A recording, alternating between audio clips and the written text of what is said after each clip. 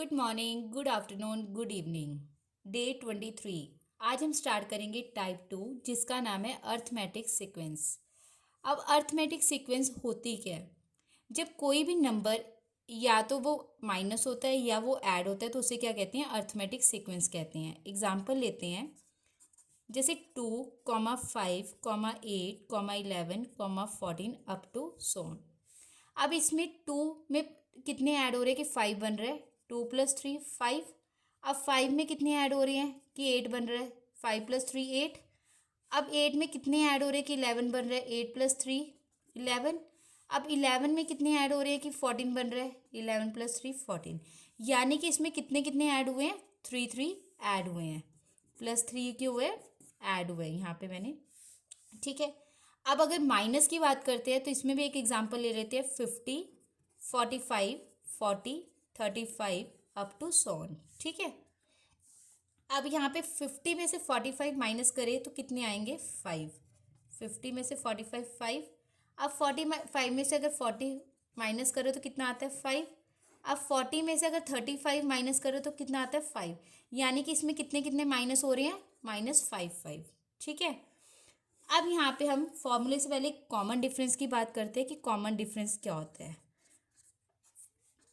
अब यहाँ पे कॉमन डिफरेंस के बारे में कहते हैं, अगर आपके पास 3, 6, 9, 12, 15 अप टू दिया हुआ है, ठीक है, तो हर बार इसमें कितने कितने का फ़र्क है, डिफरेंस कितने कितने का है, तो इसको कहते हैं A1, A2, A3, A4, A5। तो इसका फॉर्मूला क्या होता है? A2 में से A1 माइनस करोगे, 6 - 3 3। A3 में से A2 माइनस करोगे, यानी कि 9 - 6 3। A4 में से A3 माइनस करोगे, यानी कि 12 - 3 9 3। A5 में से A4 माइनस करोगे, यानी कि 15 - 12 3। यानी कि सबका डिफरेंस कितना कितना है? 3 3। यानी कि ये कितना आ गया कॉमन डिफरेंस हमारे पास? कॉमन डिफरेंस को आप क्या कहते हो? डी। तो डी कितना आ गया हमारे पास? 3। अब इसके बाद हम एक फॉर्मूला पढ़ते हैं। अब कॉमन डिफरेंस पता चल गया आपको। अब यहाँ पे nth टर्म निकालने का अब मैं आपको फॉर्मूला बताती हूँ। फॉर एग्जाम्पल, अगर सोचो कि अगर हमें किसी भी बड़े नंबर को निकालना है, फाइंड आउट करना है, तो आपको क्या करना पड़ेगा? हर बार उसको ऐड करना पड़ेगा, बट तुम्हें ऐड करने की ज़रूरत नहीं है। हम इसकी एक शॉर्टकट फॉर्मूला बताते हैं। an = a + n-1 × d। वैसे ये सबने पढ़ा होगा, जिसने नहीं पढ़ा वो स्पेशली इसको समझे। an = a + n-1 × d। यहाँ पे सबसे पहले a के हमारे पास फर्स्ट टर्म, ठीक है, और डी के हमारे पास कॉमन डिफरेंस, ठीक है, और उसके बाद हमारे पास एन के है यहाँ पे nth टर्म, और ए एन के हमारे पास लास्ट टर्म। अब हम एक क्वेश्चन लेते हैं, जैसे एग्जांपल दी है 2, 5, 8, 11 अप टू फाइंड 11th।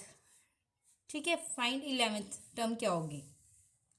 यहाँ पे सबसे पहले आपके पास ए कितना है? 2, क्योंकि ए क्या है? फर्स्ट टर्म होती है हमेशा। ठीक है।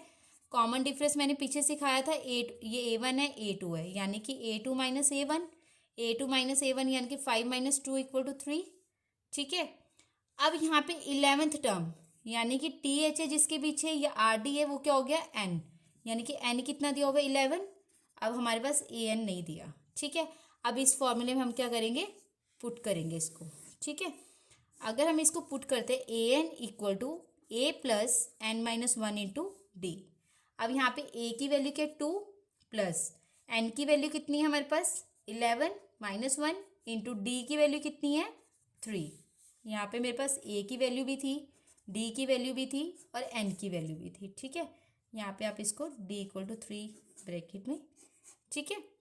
अब यहाँ पे an = this, an = 2 + 11 - 1 10 × 3। an = 2 plus, पहले मल्टीप्लाई होगा बोर्ड मार्क्स में, 10 × 3 30, 30 + 2 32। यानी कि हमारे पास an की वैल्यू कितनी आई है? 32। 11th टर्म पे कितना आ रहा है? 32। तो ये था हमारा आंसर। इसी के साथ हम एक और क्वेश्चन करते हैं। हमारे पास क्वेश्चन दिया है,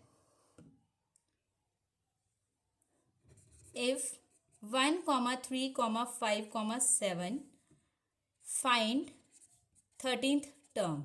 ठीक है, अब यहाँ पे भी सेम, ए की वैल्यू 1, डी आपको बताया A2 - A1 यानी कि 3 - 1 = 2, और एन कितना दिया हुआ है 13, ए एन हमारे पास नहीं है, हमने इसको फाइंड आउट करना है। अब यहाँ पे फॉर्मूला इम्प्लीमेंट करेंगे, AN = A + n - 1 × D। AN हमारे पास नहीं है, ए की वैल्यू आपको पता है 1 + n - 1 यानी कि n की वैल्यू 13 - 1, D कितना है हमारे पास 2। अब AN = 1 plus bracket solve 13 - 1 12 × 2। AN = पहले बोर्ड मास में कभी भी पहले प्लस नहीं होता, पहले मल्टीप्लाई होगा। 1 + 12 × 2 24। AN = 1 + 24 25, यानी कि AN की वैल्यू कितनी आई 25। होप करती हूँ आपको ये वीडियो अच्छी लगी हो। लाइक करें, सब्सक्राइब करें, शेयर करना ना भूलें। मिलते हैं नेक्स्ट वीडियो के साथ। Thank you.